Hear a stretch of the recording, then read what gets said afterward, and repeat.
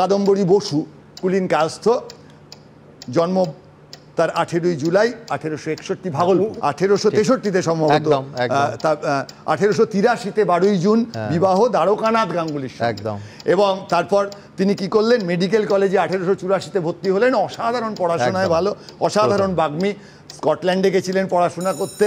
এবং ওয়েস্টার্ন মেডিসিনের কথা বললেন নরেন্দ্র মোদী। আয়ুষ নিয়ে কি হবে তাহলে, এই প্রশ্ন তো আমাদের আসবে যে কতটা গুরুত্ব কাকে দেবো। ওয়েস্টার্ন মেডিসিনকে যদি নরেন্দ্র মোদী গুরুত্ব দেন, যদি বাড়ির মাথায় ছাদ দেন, যদি সারা ভারত জুড়ে গরিব মানুষের কথা বলেন, তাহলে তো সিপিএমের দুঃখের কোনো কারণ নেই।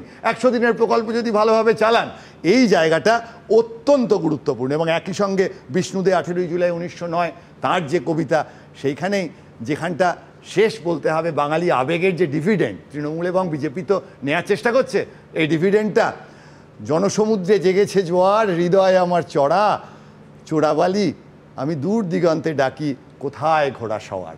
তৃণমূল বিজেপির যে বড় বড় নেতা, তারা ঘোড়া সওয়ার হয়ে পশ্চিমবঙ্গের শিক্ষা, স্বাস্থ্য, পশ্চিমবঙ্গের মানুষের হাতে কাজ, পশ্চিমবঙ্গের বিপুল শিল্পের উন্নয়ন, এই ঘোড়া সওয়ারদের কিন্তু আমরা সত্যি চাই। তৃণমূল বিজেপি ঠিক যে রাজনীতি করছে, আমাদের সামনে যা দেখাচ্ছে, আমরা তার থেকেও পরিবর্তন তো কনস্ট্যান্ট, আমরা সব সময় বলি। আমরা তৃণমূল বিজেপির সেই পরিবর্তন চাই যেখানে আরও উন্নততর তৃণমূল বিজেপি, নতুন দিনের স্বপ্ন, নতুন ঘোড়া সওয়ার তৃণমূল বিজেপির। দেখা যাক কবে আমরা পাই।